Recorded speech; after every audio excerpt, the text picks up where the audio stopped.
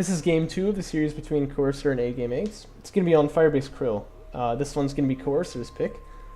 And A-Game taking game 1 a little bit less convincingly than I would have expected, to be honest. But he did, I feel he had control of the field the whole time. But there were some parts where Coercer, maybe if he realized that he was ahead, he could have taken advantage of it. So I feel that wasn't quite, like the stomp that I was sort of expecting here. A-Game get a roll Con-F again. Perhaps to the chagrin of Coercer, who's just lost to that. And we know A-Game, of course, has been actually announcing his faction pick when he plays random. I think he does that mostly because he feels that like the early game meta is a little bit too too strange for when you play random and kind of favored for the player who's playing random. So he doesn't really like that dynamic particularly much, which I kind of understand. I tend to use that as a weapon though. Like if I feel like I can't win a series necessarily, well, I'll play random and see if I can kind of mess people up. But this time it is once again going to be Gaussian versus Con-F, but it seems like a bit more of an eco opener, or at least in the very early game it does. As both players going double salvager over here. Although I feel like A-Game should have one more than he does, but that's fine. Coercer, meanwhile, yep, all 6 on there. Starting to fill up this base too now.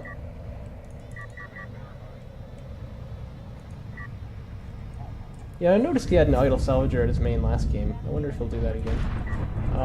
Hopefully he should realize, though, this guy has not been given a unique rally point yet, so he's just going to be kind of chilling out there. He wants to be moving out. Looks like A-Game actually, I take that back, is going to be doing pretty much what he did last game. Again, though, that scanner position's quite good. I feel like it, well, this one actually is getting pinged, it looks like. But it tells him, like, if the base burner's in the middle there, but it doesn't tell him that he knows it. Like I said, in this case it does because it's pinging. It's a little bit too close to like the edge of the sensor coverage, but it's a cool idea. I like that. Base runner going to start taking a bit of damage here by the sand skimmers. Assault ship fabrication coming out for Coercer now.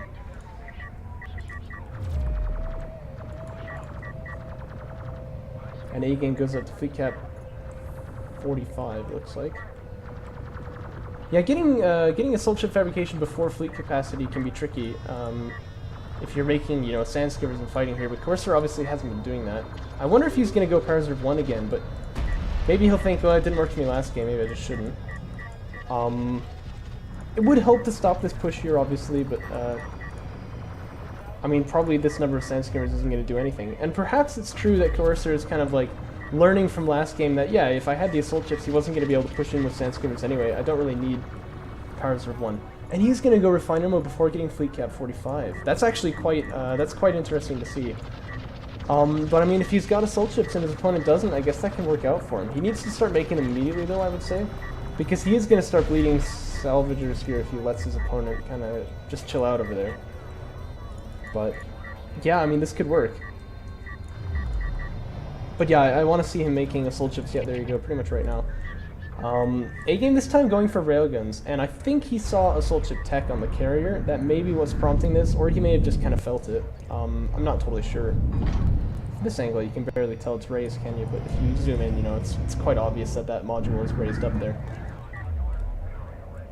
A-Game also is going for refiner mode, it looks like, but it's going to be about 50 seconds later. Which is quite a big margin there. Now the assault ships can hold this off, but not alone. They need to kind of get numbers in here, don't they? There are no sand skimmers at all, are there? Oh, no, wait, no, there are. They're over here, though. But yeah, refiner mode is finished now for Coercer. He wants to take advantage of that, and A-Game wants to stop him from it at any cost, I would say. Well, perhaps not. Perhaps he's okay with being just slightly behind. But yeah, Coercer is going to be getting slightly ahead here. So long as he can fill out that base quickly, which I'm kind of worried about. He didn't do that last game. It looks like he is this time. Distraction goes down for A-Game. That's what we saw again last game. And once again, A-Game with his rather large skimmer count here. He's got about 7 of them. About 7. There's actually like half a sand skimmer with the pack there, but I didn't include him. Blast drones here trying to make a little fray over on that side, but they get pushed off by the assault ships. That's pretty nice for Coercer. And it looks like he's pretty comfortably held in here, but he's not getting the RUs that he should be getting here. I'm not sure. I don't know, it seems like it's just taking him a little bit too long to fill that out. And so A-Game now having refiner mode finished as well is going to be getting more RUs than him. And perhaps that puts him ahead. I feel like when it comes to eco advantages, you've got to really be able to jump on it if you want to actually stay up ahead in that regard. So A-Game getting missile ship fabrication immediately after the railguns. This is something you'd see me do, for example. And it seems rather prudent. Interceptor fabrication is already on the way for Coercer. But A-Game shouldn't be caught off guard by that. He is going to have missile ship fabrication about 30 seconds before that. Interceptor tech is also quite a lot more expensive than it used to be. So, in terms of CUs, actually, I think RUs it's the same. And there's 4 blast drones, by the way, all coming out together here. Da-da. Da-da. This could be a disaster. There's one assault ship here trying to keep guard, but there goes 1. There goes 2, and I think 2 of them are gonna get to the eco, and that's gonna be devastating. 4 salvagers go down there. That is really not good. Now when interceptor fabrication finishes, I don't know if A-Game's even gonna be able to, or sorry, if Coercer's even gonna be able to, you know, make any of them just yet. It might take him some time. This is some pretty good assault ship play here, actually. Staying behind the dune like that, he's stopping these assault ships from just pushing him, because obviously they'll lose if the assault railguns can't push him, because they'll lose if they're like in range like that. Probably this guy could have been sprung on that assault railgun as well, but still though, you know, I mean, this is definitely like a counter unit scenario, and yet he's still kind of holding on there, which is pretty exciting. But I mean, usually it's at this point that you want air to be coming out and then doing its damage, but with that eco strike, I mean, I don't know, that doesn't look good for Coercer, I'll put it that way. And there's already going to be missile ships out on the field. In fact, there might already be. No, it looks like that is the first one. But there's going to be missile ships out on the field before too long. And that is going to quite nicely protect those railguns, obviously. So this could be problems for Coercer. I feel like he's about to get pushed rather hard, but you can tell A-Game kind of exercising some restraint, keeping with his base runner. Doesn't want to leave the anti-air until he's ready with the missile ship there, and I think that's really good to see. I mean, I can't tell you how many games I've been like in a really good position like this where everything is looking really good for you, and then I'm just like, okay, well, let's attack, and then air comes out and just kills all my railguns, and I'm like, that was kind of dumb. So it looks like A-Game not gonna fall for that. Can just kind of swat this backstab off. It's only 2 sandskimmers after all, not too hard. There is an assault ship here, actually. It being alone, A-Game can certainly micro to take it out, but I don't think he wants to. He'd rather just have some railguns here or something, but I don't know, it'd be a little bit awkward for him. Yeah, he's going to pull back the railguns for it. You know, what you can do, though, is you can get the sand skimmers so that they're all, like, around it in a circle, kind of. And just make it so that, you know, whichever one is being attacked, you just pull it away from the group, and then they can't take advantage of any splash damage. And this many sand skimmers will take out an assault ship, maybe only take, like, 1 loss or something. Kind of hard to micro that way, and of course, if there's another guy coming up from behind, you might be in trouble, but, you know. But see, it's had the effect here, though, on Coercer, like, on A-Game, to stop him from pushing Coercer here, where I feel like he could actually really take him off of his second base pretty easily here. And you can imagine if there was, like, a third base follow-up, this could actually be really bad for Coercer. In fact, he could even be bluffing with air and not have it at all. I feel like, or sorry, bad for A-Game. I don't know, I feel like A-Game kind of making it a little bit too easy for his opponent to hold him off of bases here. I'm not sure I really like that too much. This guy up on the high ground, quite a nice touch though, and that is going to snipe him out. So the assault railguns are ready to go then. Interceptors do come out, so A-Game's going to feel quite happy he had the anti-air tech, and in fact, he's going to be killing these guys immediately. This one's going to fly over another base wall, it's going to fly over the missile ships too. And this guy, he just doesn't even know. And he's going to go smashing, oh, right into the rock face too, that's rough. Ain't no one going to survive from that one. And that's like 3 interceptors down, I think. That's not good.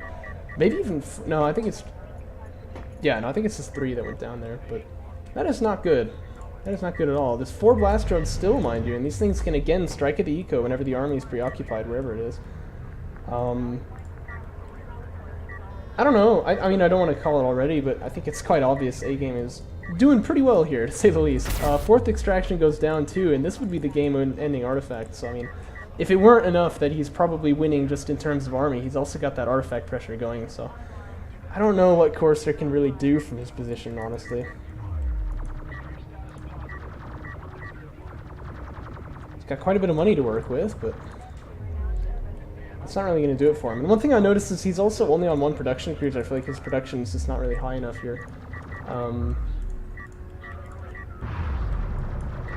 So, I mean, like, the big money flow shouldn't be surprising. He can't really spend it, can he? Maybe, like, siege cruiser fabrication could have an effect here, but not fast enough, you know? I mean, there's already the game-ending artifact getting extracted here. Sandskimmers desperately dive onto the assault railguns, but they're just all going to get picked away. And I think even railgun armor is railgun armor 3 is finished. Yes, these guys are quite tough to kill with Sandskimmers. Not as much as they would be in vanilla, but certainly more than you'd like if you're, you know, trying to fight against them like that. And now it seems rather trivial. A-Game just kind of pushes this artifact up to the extraction zone. He just holds this ground, not even really any reason to fight his opponent. He's even got the blast drones here to come in and like destroy something if his opponent's army, you know, commits and does manage to kill the base runner. And that is going to be game. So that one looked much more dominant for A-Game, although still he had this problem where it was pretty easy to hold him off of that third base. I don't know. I think he could just take that with the Sandskimmers, but that's not typical. I mean, I feel like A-Game, from what I've seen from him previously, is always the one who's keeping his opponent, you know, off of like a third base with those kind of cheeky attacks like that. But this game, it seemed to be kind of opposite. This whole match, that is. He did win though, so I mean, who cares? Well done to him. And it was nice to see Coercer play as well. Again, like I said, really liking those colors. Although you can't see them on this map, really, can you? A bit dark for that. Anyway, I hope you guys enjoyed it. I should be casting quite a lot of games this week, so I mean, I doubt anyone really is waiting for me to make more content. I make so much already. But, you know, hey, if you are, you're in luck. You're in luck. Anyway, catch you guys next time.